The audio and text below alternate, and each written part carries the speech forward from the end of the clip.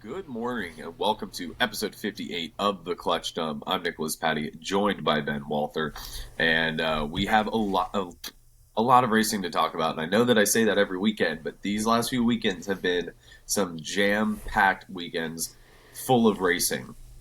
However, before I get into that racing, make sure to follow us on social media at The Clutch Dump on Instagram, and we are on Threads. I have no idea what any details about that because Ben is taking care of that. So you can follow us on both of those. Make sure to follow us on all podcasting platforms, whether it's Spotify, Apple Podcast, Stitcher, Google Podcast, at The Clutch Dump. And then obviously on YouTube at The Clutch Dump Pod. Hello, if you're watching. And a little bit new to this episode is I've started with collaboration from the brother-in-law, and it is sponsored by The Clutch Dump. We have a GT4 Assetto Corsa Competizione Racing League. And so make sure to follow us on the Instagram because we'll be posting updates there. We'll be posting replays. We'll be posting the Discord if you want to be a part of the competition. Point scoring system regulation, so make sure to check that out. But you got to follow us on Instagram first to see it. 20 years of trying, 20 years. And Senna sprints away. Down the straight, Rossi's right in behind Lorenzo. The 101st Indianapolis 500 is won by Takuma Sato. Dale Earnhardt will come to the caution flag to win the Daytona 500. That all being said, Ben, we did chronological order last time. Yes. So how would you like to go about doing this week's episode? Well, this week's episode, we're going to start with whatever you want to talk about first, Mr. Patty. Fantastic. Well, I don't want to talk about it. Let's just get NASCAR out of the way because neither of us watched it. And Perfect. It was rained out anyway. Okay. So, NASCAR. Just spoiled it. The race was rained out. And so the race was called before the race was finished. And if you're like, wait, which race? It's the Quaker State 400 presented by Walmart. Okay. At Atlanta Motor Speedway. I'm going to go ahead and just go through all the results quickly.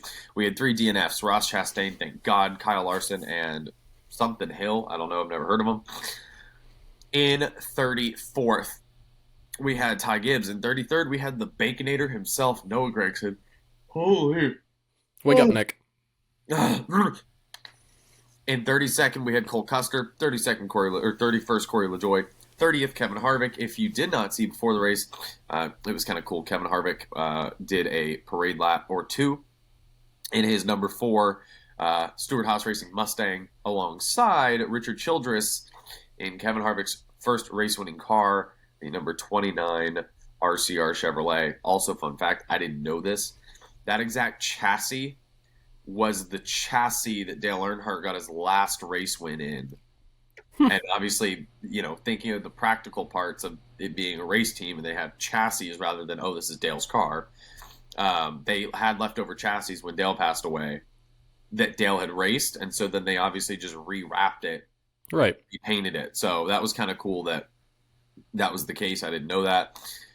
So y'all probably didn't either. Martin Truex Jr. in 29th, Harrison Burton in 28th, Tyler Reddick 27th, Alex Bowman 26th, Bubba Wallace in 25th, Ryan Preece 24th, Christopher Bell 23rd, in 22nd, Chase Briscoe, Austin Dillon 21st, BJ McLeod in 20th, Ty Dillon in 19th, Eric Almirola 18th, Joey Logano 17th, Todd Gilliland 16th, Chris Buescher 15th, Denny Hamlin 14th, Chase Elliott 13th, which now there's big questions surrounding him as to whether or not he's even going to be competing in the championship this year or the postseason, whatever.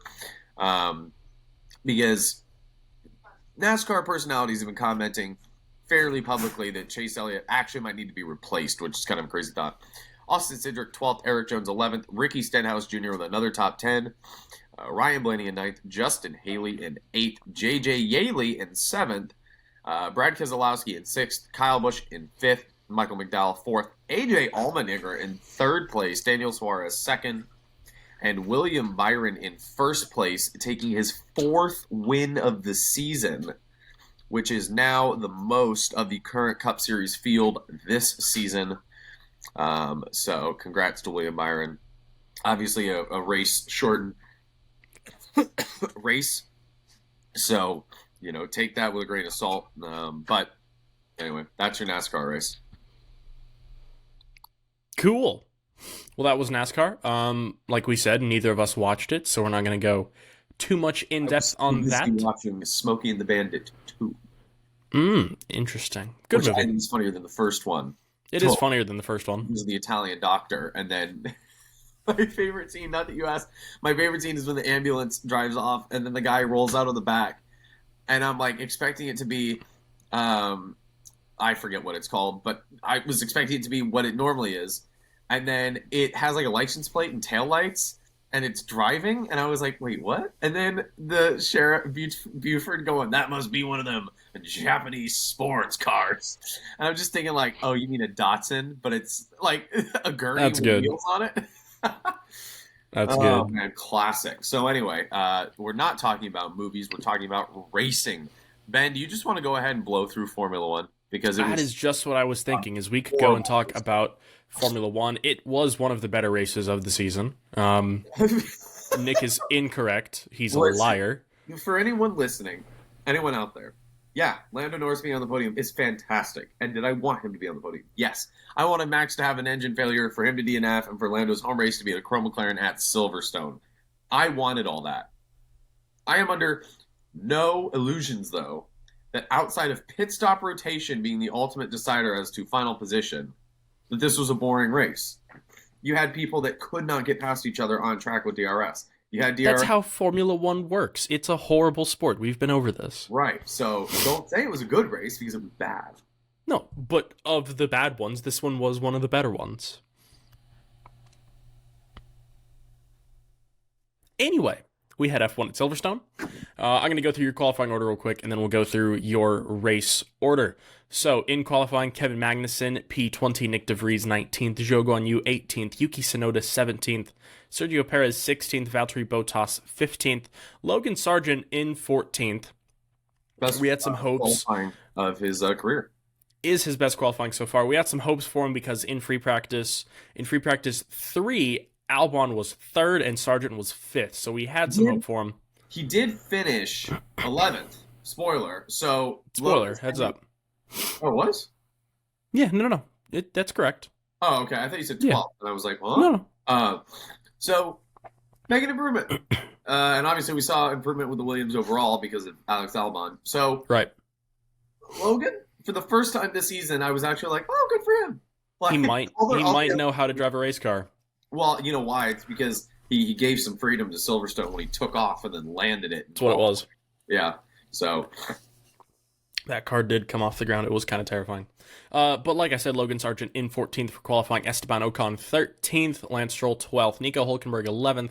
Pierre Gasly rounding out the top 10. Fernando Alonso 9th. Not a good result from him. Alex Albon 8th. Lewis Hamilton 7th. George Russell 6th. Carlos Sainz 5th. Charles Leclerc 4th. And on your podium spots for qualifying, Oscar Piastri 3rd, Lando Norris 2nd, and Max Verstappen 1st. So the big news from this weekend is not only the fantastic livery from McLaren, it's an okay livery. Yeah. But it adds a little bit of spice to the viewership of Formula One. little bit of That livery. But the big news is that McLaren have suddenly figured out how to build a race car. And apparently it's really fast. You're not even going to finish in the top 10 next week. Yeah, it's probably how it's going to work. They're probably going to go right back to being terrible again.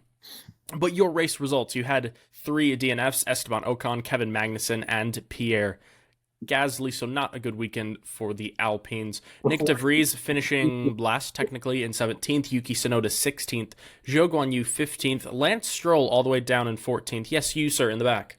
Before you move on to Alpine, I just wanted to say I was on Twitter, as I usually am, and if you, as a listener, engage on Motorsport Twitter, you will know already the community I'm talking about.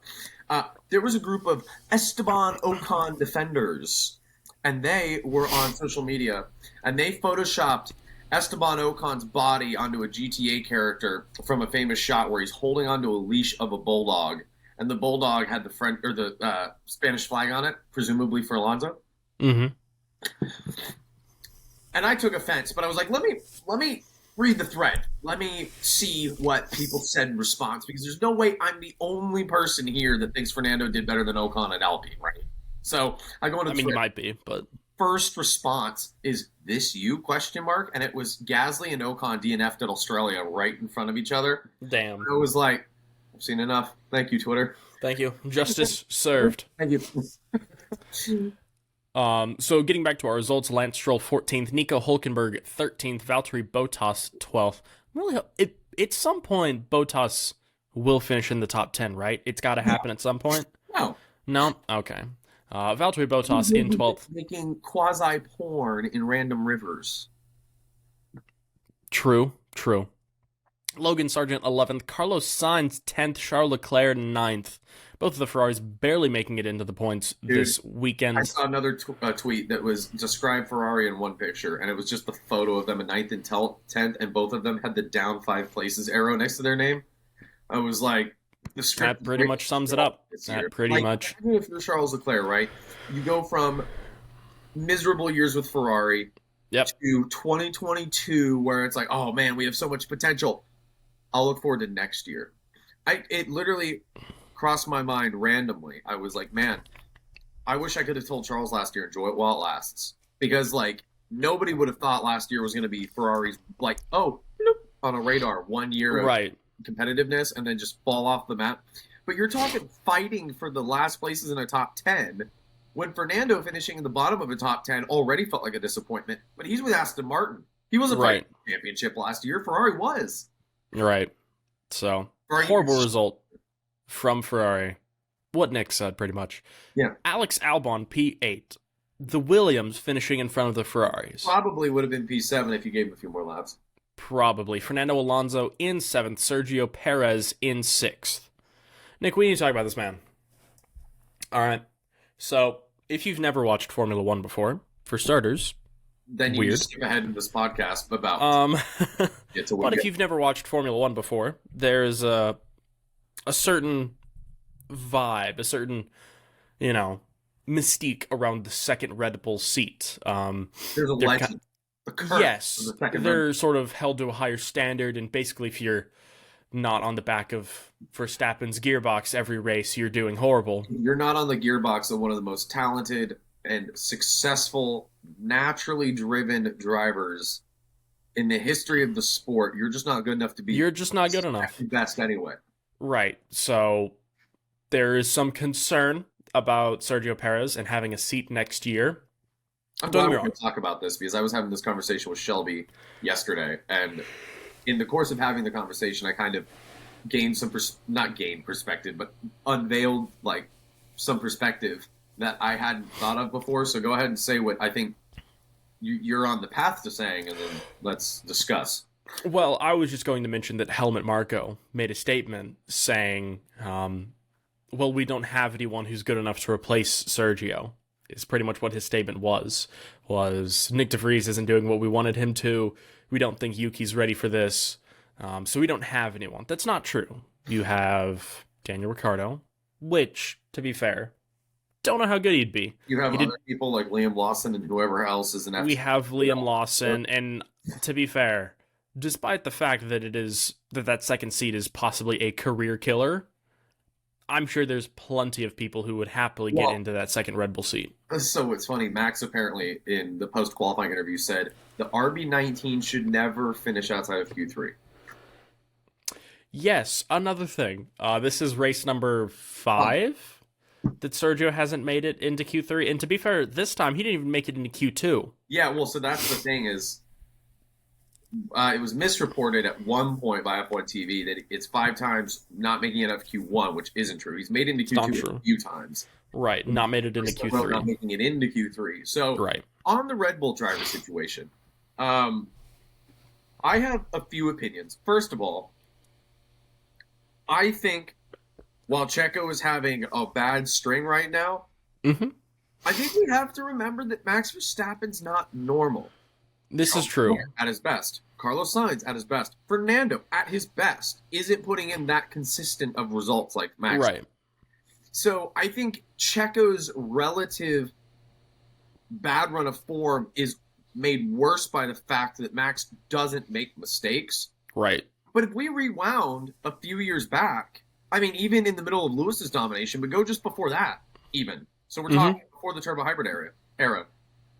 Vettel at Red Bull wasn't even the level of domination that Max is. Right. Senna, as Max just tied with 11 races in a season with McLaren's record, with Senna and Prost. Max has done that by himself. Yep. So, granted, I know Checo won a few races this year. Checo's won 2, to be fair. 2, but we're talking 9 by Max. Right. So I don't actually think Checo's doing worse than Daniel did at Red Bull in 17-18, than Max did early on at Red Bull. Right. Then Vettel, granted, I'm not saying Checo's winning 4 championships in a row, no shit. Right.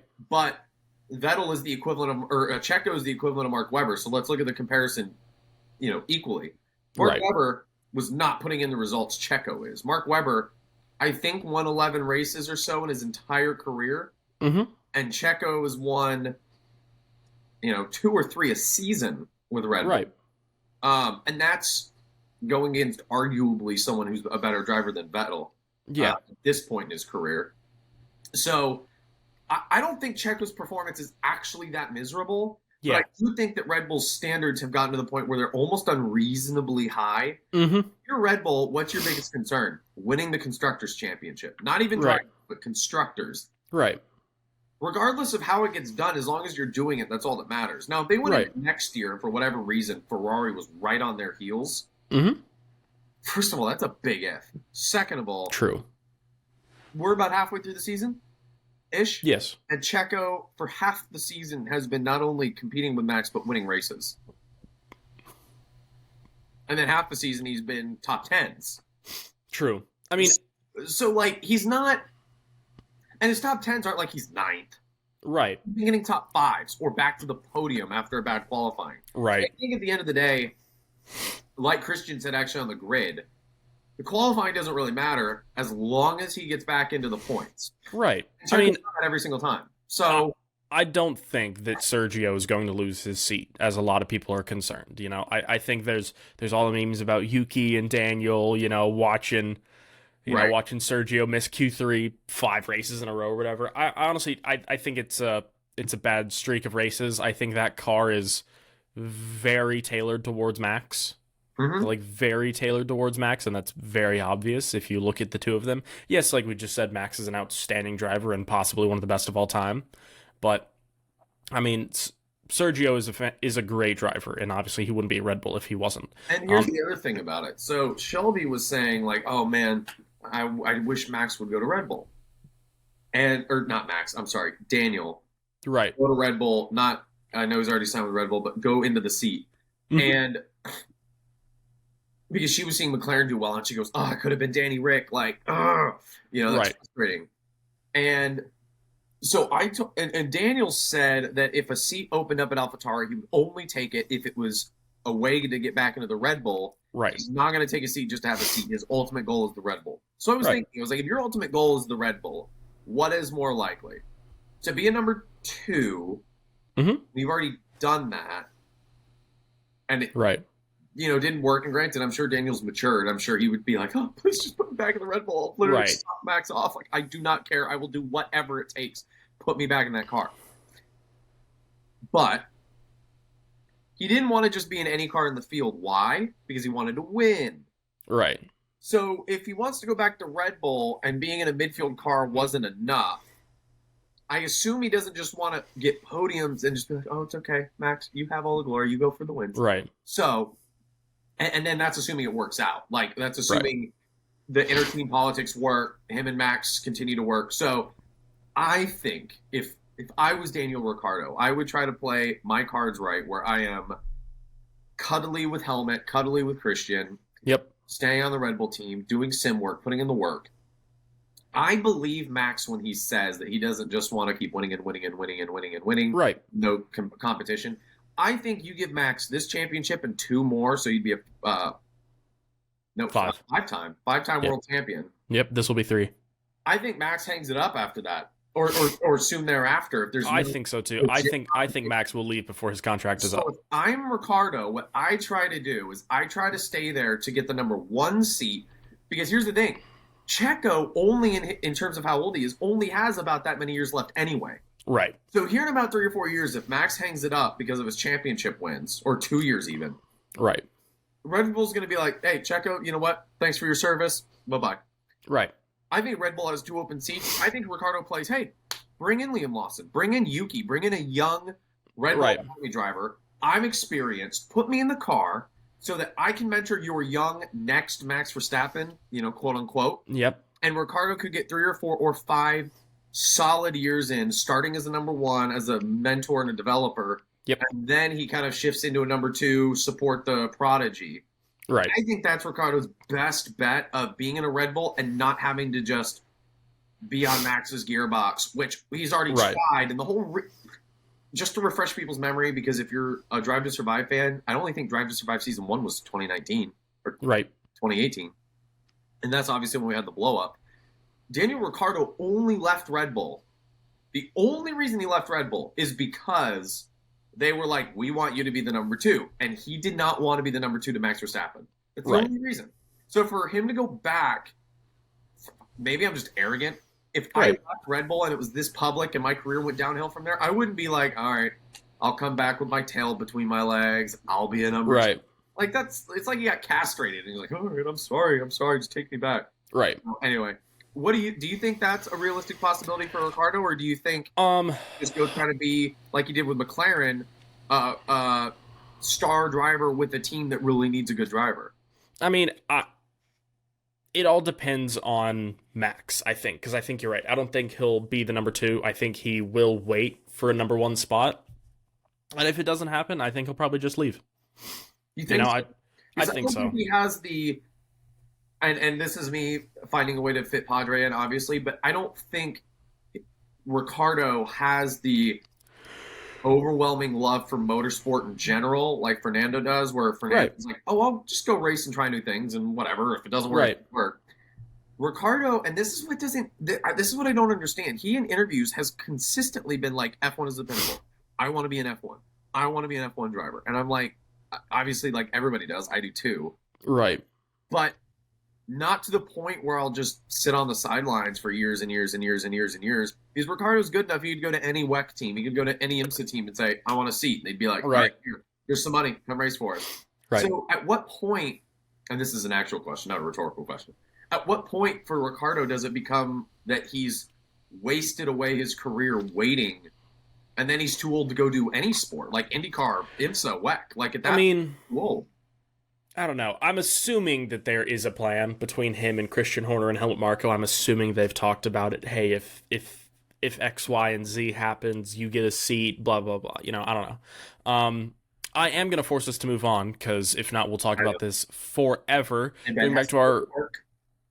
Going back to our results, George Russell in 5th, Oscar Piastri in 4th, by far his best result of the season. Lewis Hamilton 3rd, back on the podium. Lando Norris P2, and Max Verstappen 1st. Those are your results from Silverstone. Nick, Patty, any more comments about Formula One?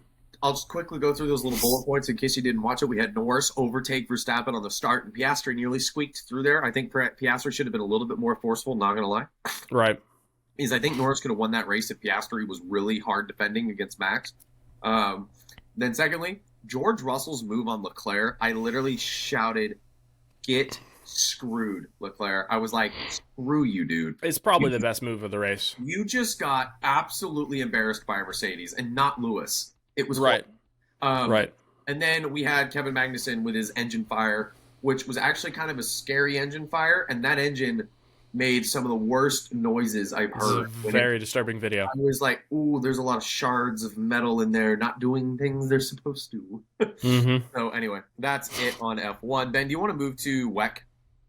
We can indeed move to WEC. So if you did not see, this past weekend we had the 6 hours of Monza. Yep. This is the first WEC race following the 24 hours of Le Mans, if I'm not mistaken. You are not mistaken. Perfect. I'm glad I remembered that.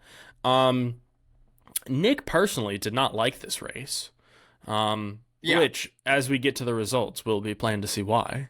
But it's not the only reason, but go ahead. It's the only reason he's lying. No, it's not. Literally, the only reason is I woke up at 7 a.m. thinking, it's a 6-hour race. What time is it going to start? So 5 a.m. 7. Right. Well, yeah.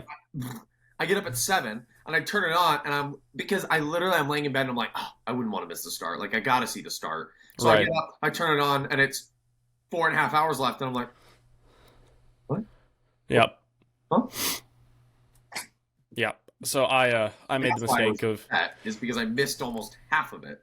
I made the mistake of getting up and watching it. So but It's a bad race. You admitted it. Mistake because it was 5 a.m.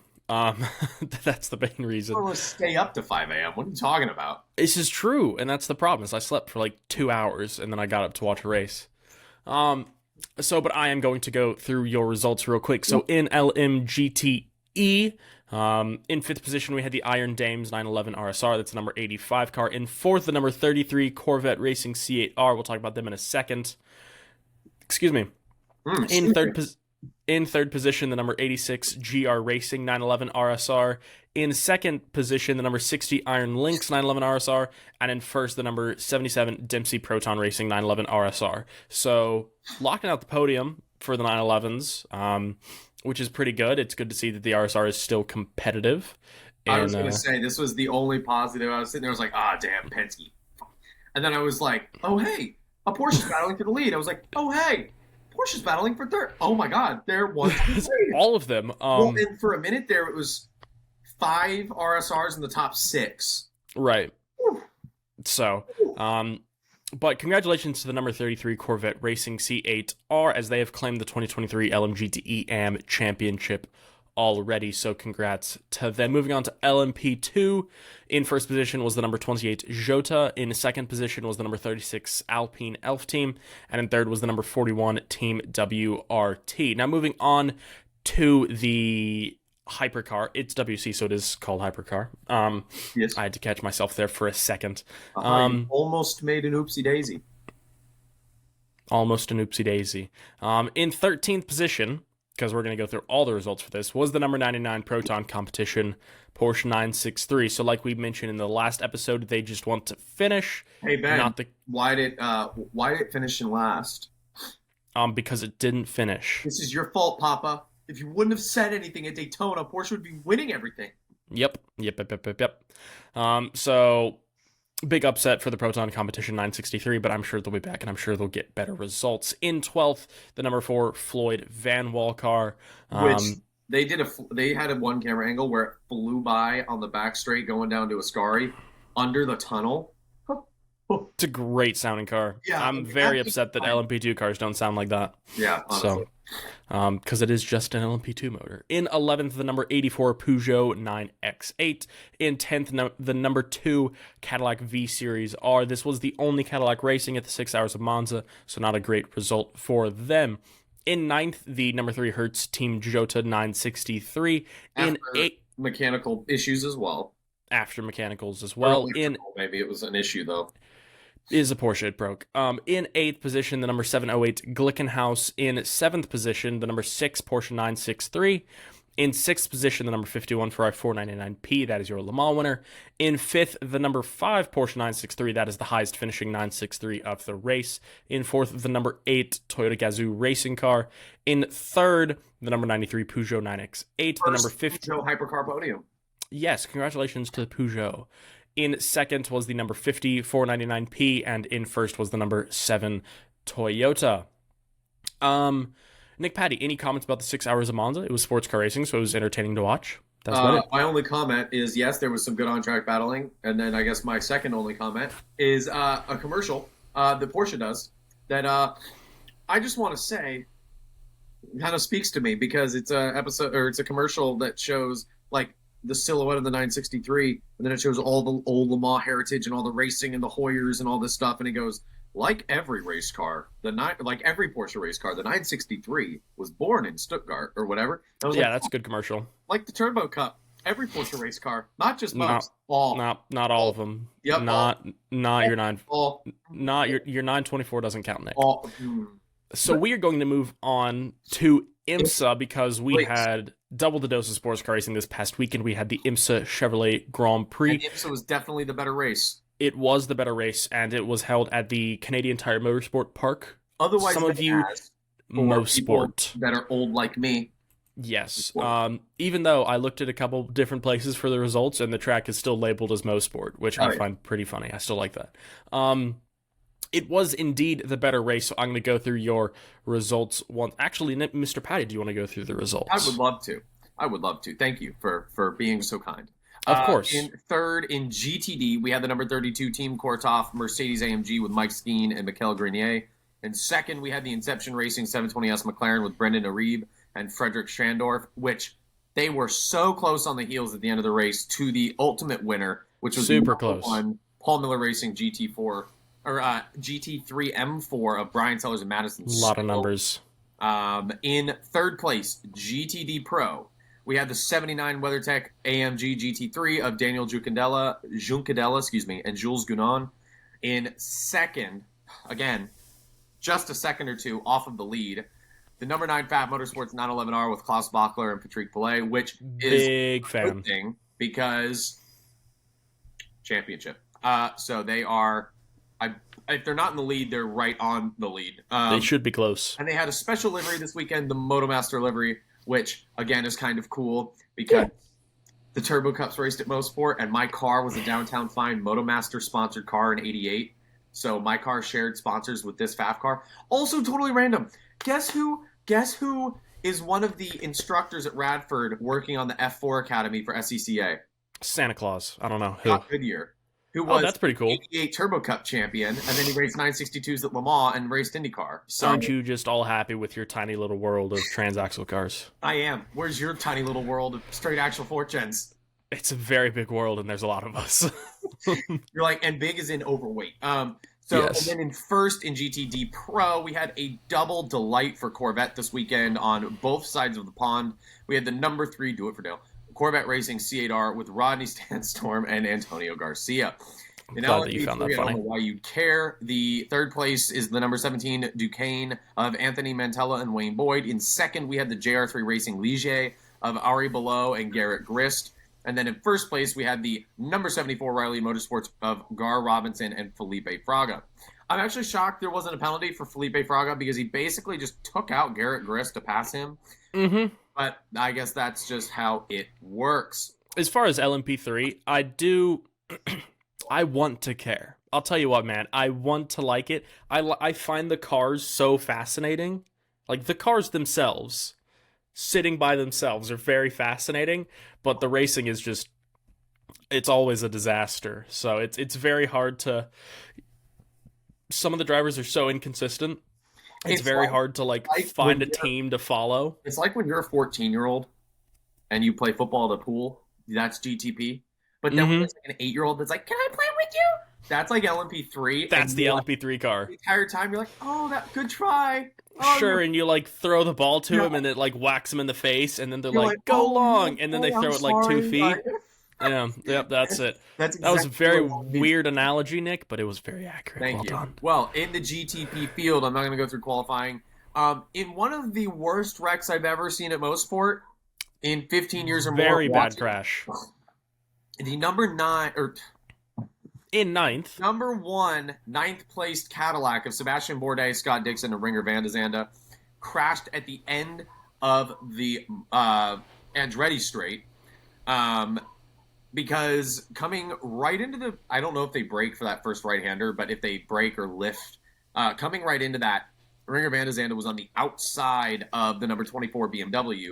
And not all the way, it was kind of front to rear. Right. And the BMW, I think, fairly recklessly, and I say recklessly because even if you thought you were clear, knowing how high speed and how dangerous that corner is. Right, it's hard to judge. Leave a little bit of caution in case you're wrong or buffer. Right. Basically, the 24 ran off the Cadillac into the grass, and the Cadillac in a full four-wheel brake lockup. The scariest part is it was head on, completely perpendicular to the wall. Yeah. So if you were watching, I don't know if your Peacock is on the same level of whatever is, or no, this would be Motor Trend, right? Because it's IMSA, or is it Peacock? It's Peacock because it's IMSA. Sorry, I'm very confused. But I don't know if your Peacock is on the same schedule as mine, but it was at a commercial break and then just came back and there was a Cadillac in the wall. No, yeah, mine was live. Oh no, I had a commercial and then it came back and there was just a cat, and it just came back and it was just a camera and no one was talking. So there on was my just a Cadillac Peacock, in the it wall. was literally on a different part of the track, and then all of a sudden you hear the mic pick up of brake lockup and the camera cuts, and it's just and the thing explodes into the. Yeah. What? It is a very scary crash. Thankfully, everyone's okay. Yeah, Ringer got out. He was fine. He was a little shaken. But in 8th place, we have said number 24 BMW with Augusto Farfus, Philip Eng, and Colton Herta. In 7th, we had the number 31 Whelen Engineering Cadillac of Pippo Durrani, Alexander Sims, and Jack Aitken. Now, the number 31 Cadillac is who the number 6 Porsche is competing with for the championship at the moment. I have not checked the standings since this last race, but not a great result for the Cadillac when you're trying to compete for the championship. In 6th, Right. we have the number 7 Porsche 963 of Felipe Nasr, Matt Campbell, and Michael Christensen.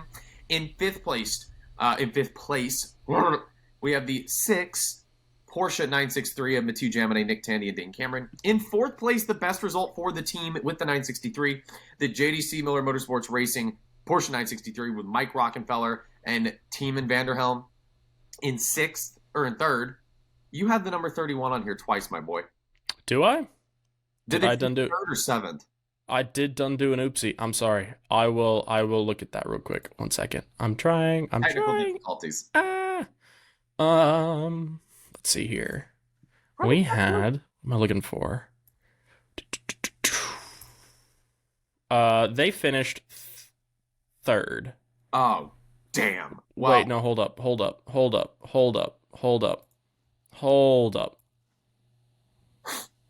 So in 2nd place, we had the number 10 Wayne Taylor Racing Acura with Ricky Taylor, Felipe Albuquerque, and Brendan Hartley. Was Brendan Hartley racing? No, he was in Monza.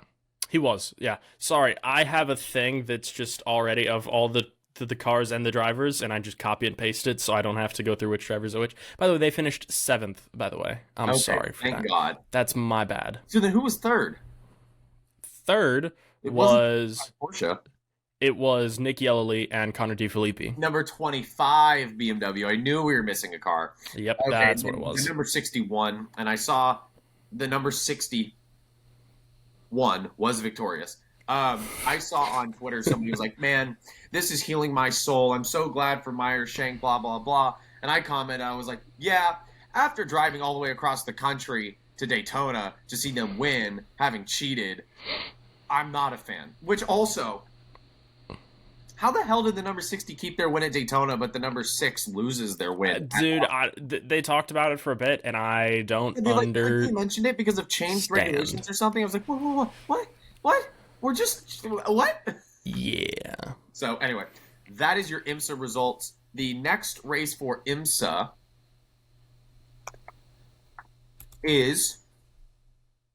by the way, Nick, you will be very disappointed to find that the number 31 Whelen Engineering Cadillac is in first in the point standings. That's okay. Followed by the number 25 BMW. Oh, that sucks. Okay, so the next race for IMSA is the FCP Euro Northeast Grand Prix presented by Liqui at Lime Rock Park, which is going to be an absolute cluster.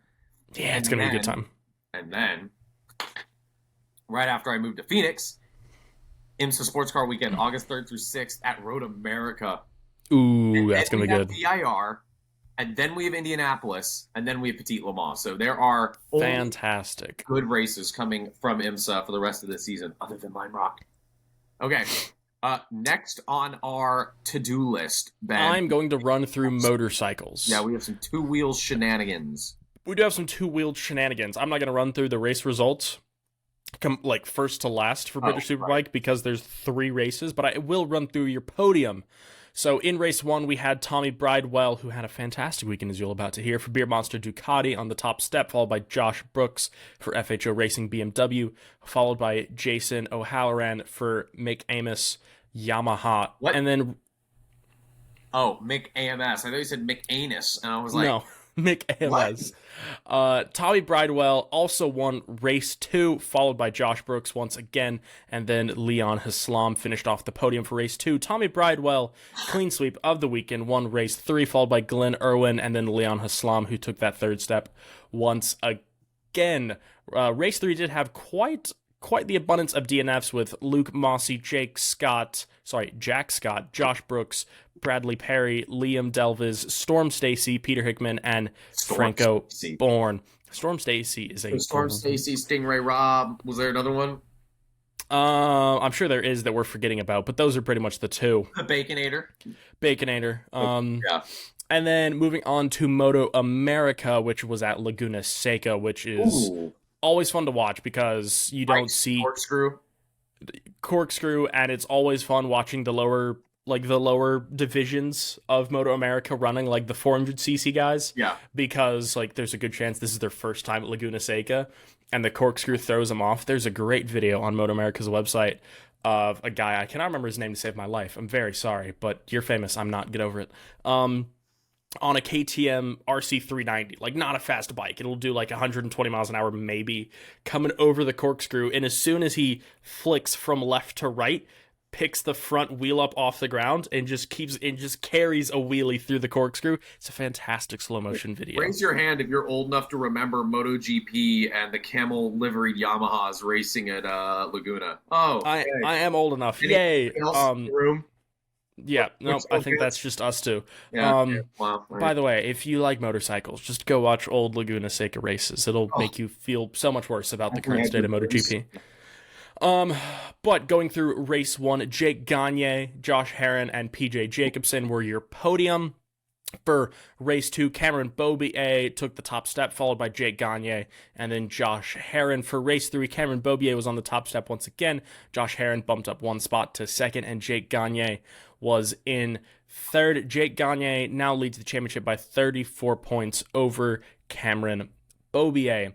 Now, the last thing that we have to touch on is some V8 Supercars. V8 Supercars from down under. Because this past weekend, I'm not going to do that, because from this past weekend, we had the NTI Townsville 500, which is races 16 and 17 for this year's V8 Supercar Championship. So I will run through, real quick, sorry, before we get to that. For our non-V8 Supercar fans, if you haven't been keeping up with the championship, there were some updates going into this weekend's Townsville 500. So there were some updates for the Gen 3 Supercar Mustangs going into this weekend's Townsville 500. Data showed that the Mustangs had a considerable disadvantage in braking and rear downforce. The recommended changes involved... Oh, sorry.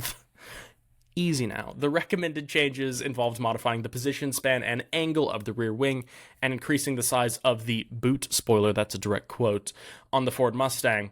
Before the Townsville 500, the highest ranked Mustang was Chaz Mostert in 5th, 107...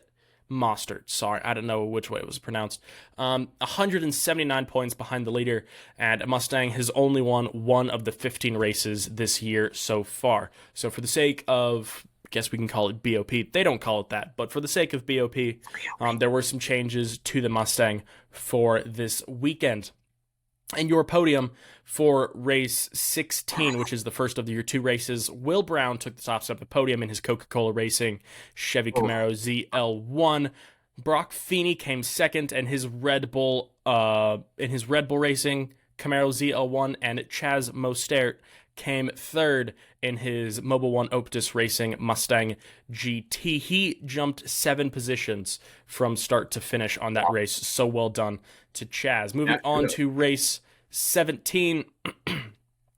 Anton de Pasquale, in his Shell V-Power Racing Ford Mustang GT, won the race, followed by Brody Kostecki in his Coca-Cola Racing Camaro ZL1, and then Andre Heimgartner came third in his R&J Batteries Racing Camaro ZL1. Now, it does look like the Camaros were still pretty dominant over the weekend, but obviously a Mustang winning race 17 and a Mustang coming third in race 16 does show some promise for the, what am I trying to say here? For the balance of performance of the 2 cars and everything kind of evening out. Will Brown still leads your championship by just 7 points over Brody Kostecki. Those 2 drivers are teammates for Coca-Cola Racing. And just for our American V8 Supercars fan, Shane Van Gisbergen is currently 4th in his Red Bull Racing Camaro. He did have some issues with his car over this past weekend. That is going to do it for V8 Supercars for this week. Mr. Patty, do you have anything else that you want to, need to, desire to talk about? Well, that's a dangerous scope of things. That is motorsport related to this past weekend. Well, okay, then I'm just going to ignore that. I just want to say thank you to everybody that's come by the YouTube and all the podcast platforms, because not because we necessarily gain anything by it, but it's just really encouraging, obviously, to see that some people are engaging with and enjoying the content. I know that our NASCAR episode obviously did well, but more broadly, all of our episodes are doing a little bit better. So I just want to say thank you. And if there's anything that you as a listener or a viewer would like to see more of, there's a series that you follow that you can't find a podcast to cover it, whether it's Super GT or British Touring Car or stuff like that.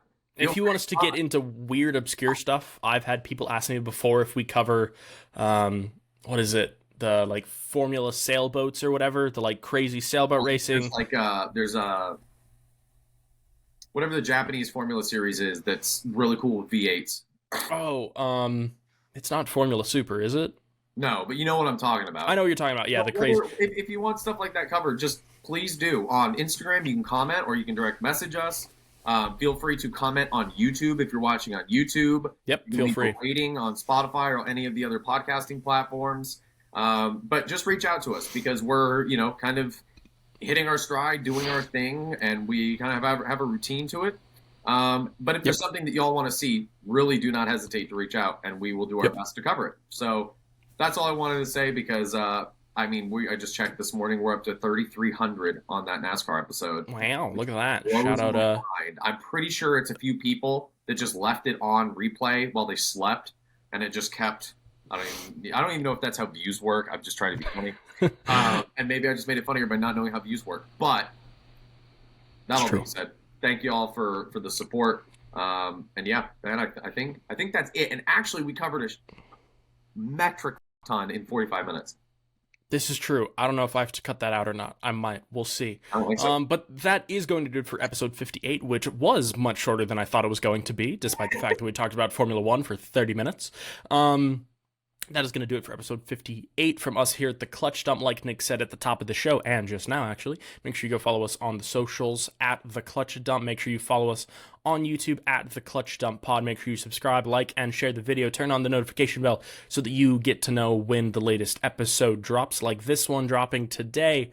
Whatever podcast platform you're listening to this on, make sure you follow us. Leave a rating and a review. It helps us grow and find a bigger audience. And like Nick said, if there's anything you want to see, make sure you comment down below. That's going to do it from us here at the Clutch Dump. We'll see you next time.